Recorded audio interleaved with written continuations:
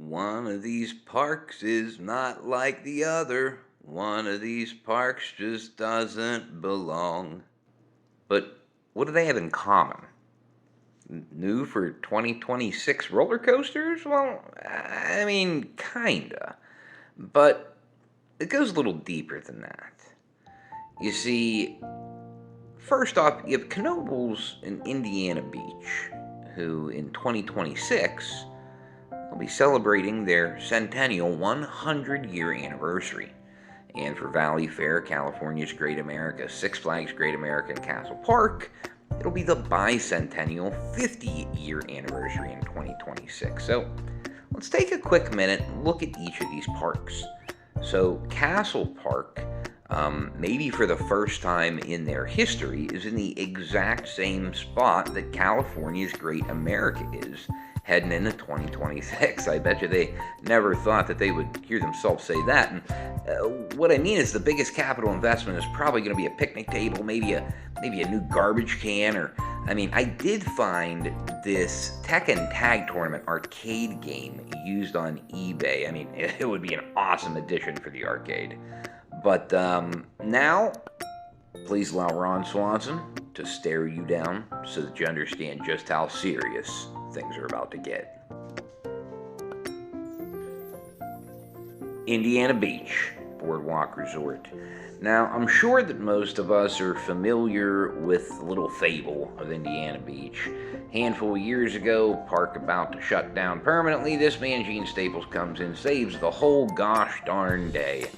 Buys Indiana Beach, buys Clementon, buys Niagara Park, and the rest is history. Ivy Parks and Entertainment is now a thing.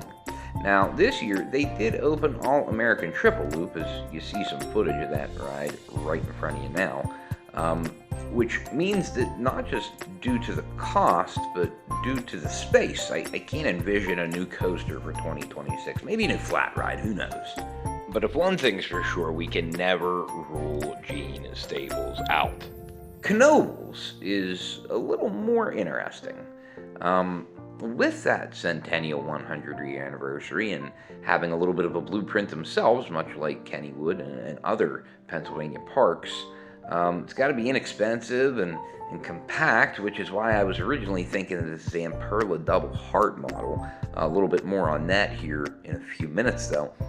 But as I continue to go through the models, the thing that I keep coming back to for Knoebels is a ride that is very space efficient, a ride that would add the very first launch to the park, and a reliable one at that because it would be tire driven.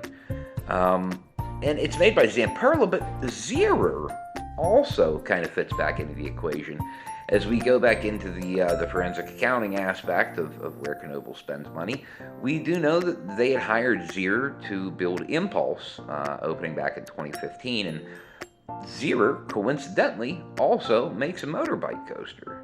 And coincidentally, they offer motorbike coasters with multi-platform seating, so different styles of seating per train. Which is awesome and super cool. I think it would be a great fit for the park. Now, Six Flags Great America, I can absolutely see them reaching back out to Tacoma for the 2026 season, if they haven't already, and build Great America's very own Flash Vertical Velocity. Obviously, it wouldn't have that name, but a super boomerang. Or, I'm still holding out hope for one of these. I would love for Great America to go back to Tacoma and ask for a Bermuda Blitz. Now, the most famous Bermuda Blitz they've built to date is going to be at Legendia in Poland, and this ride is called the Lek Coaster, and it looks phenomenal. All of the reviews for the folks that have ridden it, they say it is out of this world good. It would be a great fit for the park, and the first one in America. But that only leaves us with one place left to talk about, and that's Valley Fair. Now, I did mention that double heart, and I said we would come back to that in a minute. Zamperla had accidentally, I think accidentally at least, had let that kind of slip through in social media, that little flyer, and held some pretty interesting information, not just about ride models they offer, but as we take a closer look, coming soon, double heart 50 meter coming in 2026. Now guys, that's a big deal. That's what spurred me to look into which parks in 2026 we're going to have some pretty consequential anniversary dates. Because, you know, at a time like this, especially when, let's just say things in the economy aren't perfect, and the industry in itself is facing challenges, not just with, you know, rising costs, but also staffing. It kind of, you know, makes you wonder about which parks are actually going to be seeing investments in the next couple of years. And if I had to put my money where my mouth was in making predictions, it would be with the parks that have very important anniversaries coming up. Or at least that's what makes sense to me as to why a park 2 years in advance would have these plans relatively ironclad, already locked in place. So much so that, you know, Zamperla, they know exactly what's being built and where it's being built and so on and so forth. So, you know, it kind of brings the question for Valley Fair, what do they need the most? And when I said one of these parks is not like the other, one of these parks doesn't belong, that's because we have a major Cedar Fair park that only has one roller coaster that takes you upside down. That's crazy. But it's the situation that we found ourselves in, and I think that this edition makes a ton of sense. Makes a ton of sense for everyone involved, and let me expand on that a little bit. We do know that Zamperla obviously had taken on the project for Top Thrill 2, and the year previous they had installed one of their compact spinning wild mice, and we also all but have conclusive confirmation that Canada's Wonderland's 2025 project is going to be a Zamperla also. Then that kind of leads us to the park that we're talking about, Valley Fair. It's a park that has not got much capital investment really at all since joining the family, so to speak, for Cedar Fair. I think that it is important to point out that there is rumor that some of the slide towers that are at Valley Fair near Renegade could be on their way out. There's also that large grass section that is in between where Renegade and the Wild Mouse is currently, the Aero Wild Mouse there in the park. And I think that could potentially be a spot for this ride to go. I'm not going to claim that that would make the most sense or that would be the best place for the coaster, but here are some facts that we cannot possibly refute. It seems like Cedar Fair and Zamperla have a new thing going. It seems like they are going to give Zamperla every opportunity to prove their value and prove their worth as a roller coaster manufacturer, and one that can, you know, deliver on new and exciting concepts and still be able to keep the cost low for the park.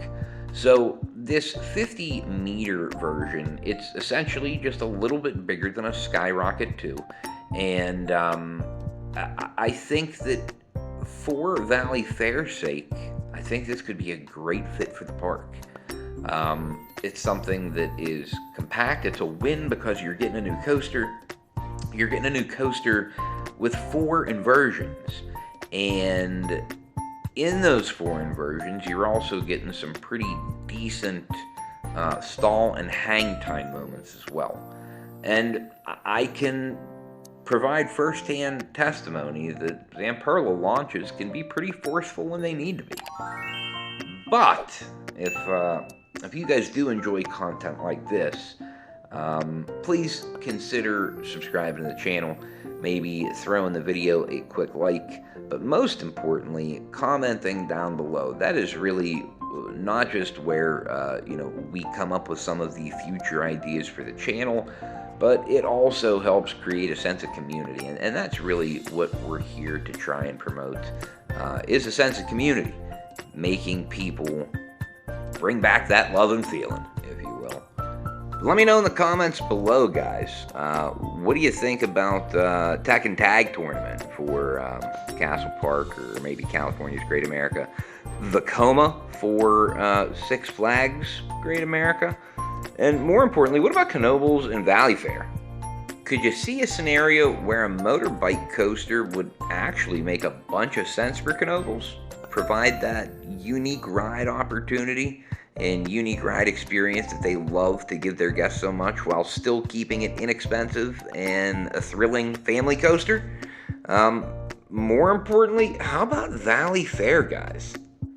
Was this the leak that we were kind of waiting for Valley Fair? Is this gonna be their 2026 new roller coaster? I'd say there's at least a 70% chance, but we'll find out. So from all of us here at the Pennsylvania Roller Coaster Club, this is Clay, and until next time, guys, we'll see you out there.